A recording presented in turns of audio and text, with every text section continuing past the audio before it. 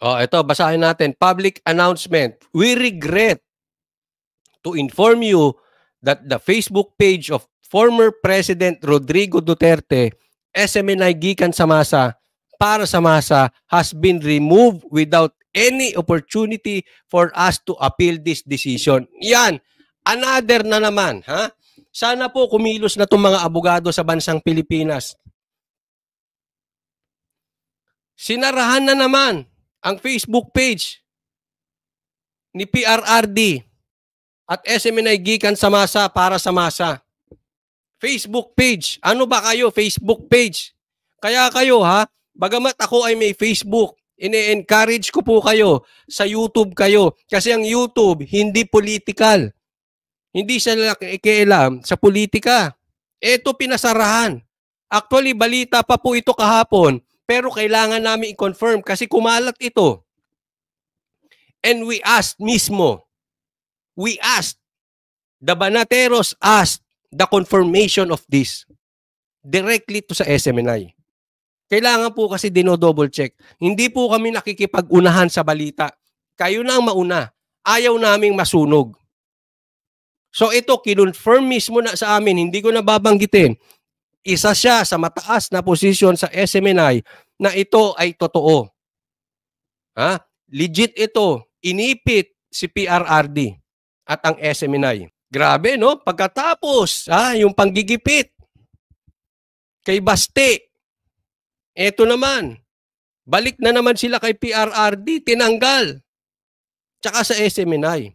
Kaya nga abangan ninyo, Banat Bay, kausapin mo na si PRRD. Sa Banateros na lang siya maggikan sa Masa. Ay sa'yo pala, wag na sa akin. Mamaya ako naman ang pasarahan. Ikaw na lang. Banat Bay, ang pasarahan.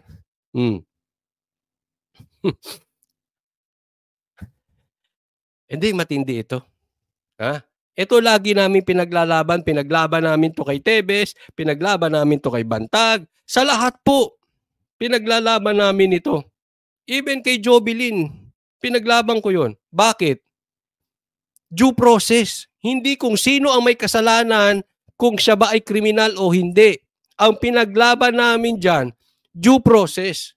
Kung meron kayong gustong ipasara, meron kayong gustong ikulong, meron kayong gustong siraan sa media, meron kayong gustong gawing trial by publicity, padaanin nyo sa due process. Ito hindi dumaan sa due process, oh. Has been removed without any opportunity for us to appeal this decision. Believe po ako dito sa stand ng SMNI. Hindi po dahil nandoon po ang Banatero sa SMNI. Pero kasi habang tumatagal po kami sa SMNI, usually ganito, di ba? Meron yung tinatawag na honeymoon period, may tinatawag na akala mo maayos, di ba? Pero habang tumatagal ka sa loob, lalo mo na-discover na yung maraming kalokohan, marami palang ganito, maraming ganito. Diba? Lalong bumababa. Habang nakikilala mo, diba maraming ganyan? Habang nakikilala mo ang isang politiko, lalo kang nadidisappoint. Habang nakikilala mo, kahit sa mga magsyota, habang nakikilala mo, nadidisappoint ka. Doon sa crush mo, nadidisappoint ka. Diba? May mga ganyan. Eto sa SMNI, habang tumatagal kami, ako na lang. This is my personal opinion. Habang tumatagal ako sa SMNI, mas lalong tumataas yung respeto ko. Bakit? Kasi nakikita ko gastusan nila. Grabe ang gastusan ng SMNI. Tapos sasarahan ka lang ng channel. Tapos hindi lang matutuloy yung rally sa Maisug. Magpapapunta ka ng maraming tao doon, papa-aeroplano mo, hindi po libre yan ha. Siyempre pupunta sila doon mag-aeroplano. Mag-hotel ron, wala. Ano ba nangyayari, may? Kawawa ang SMNI. Sabi ko, paano to? Back to zero na naman nung gumawa sila ng channel? Sabi niya, okay lang yung Coach Oli. Ang importante, hindi mawala ang boses ng taong bayan. Kasi yung iba, busal na.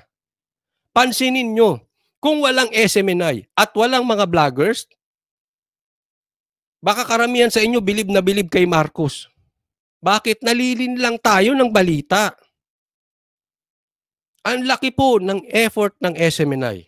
I don't know with you guys. Kayo po ay may karapatan sa inyong sariling opinyon. But in my opinion, respetado ko lalo ang SMNI. And sana, suportahan nyo po sila. Papansin nyo naman, alam ito ng mga vloggers nila, ng mga vloggers sa kabila.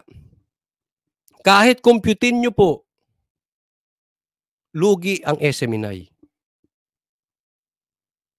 Pinasarahan yung kanilang free channel. Palit-palit yung kanilang YouTube, back to zero na naman. Yung Facebook nila, sara bukas. Lugi po yan. Palabas po yan. Palabas ang pera dyan, walang pumapasok. And yet, diretso sila. Hindi sila nagbago. And yet, yung pagkain namin sa SMNI, everyday buffet pa rin. Hindi sila nagbago. Kahit nung natanggal yung channel nila at nag-back to zero, marami pa rin magpakain ng SMNI. Kaya alam nyo, pero nagpapapayat ako, naka-intermittent na ako. Kaya ang first meal of the day ko laging sa SMNI na. Oh. Sabi dito, fearless forecast after June 30 onwards, may malaking kaganapan sa mundo ng politika. Uy, may ganun. At kung may malaking kaganapan sa politika, andoon ang SMNI. At kung may malaking maisug, kahit nga maisug sa Japan, Thursday pa ata, nandiyan dyan na Thursday or Wednesday pa lang. Andiyan dyan na sila Admar, sila Ma'am Hana, andiyan dyan na sila. Oh. Why? To support the maisog Japan. Gagawin ba yan ng ibang channel? Gagastos ba sila? Eh baka gusto nila pumunta ron, hingi pa ng hingi. Baka, pupunta kami ron, lagyan mo kami administrasyon para hindi kami pumunta ron.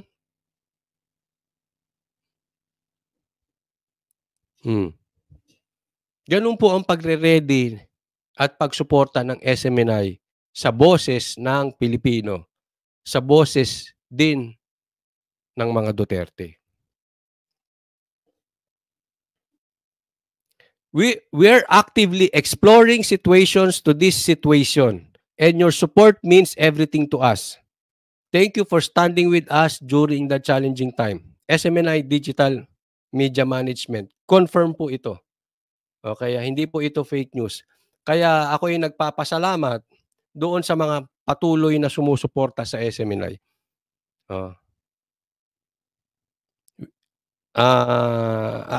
Gusto ko nang paabot sa inyo ang pasasalamat dahil marami pong nakasuporta sa inyo, pero sana po dagdagan pa po natin. Yung ibang hindi pa po nakasuporta sa SMNI, puntahan nyo po. Support nyo po. Lahat po ng programa, i-like po ninyo, i-subscribe po ninyo. Makakaasa kayo. Ako'y nakikita ko talagang hanggang dulo, sasamahan tayo ng SMNI. Maraming salamat po.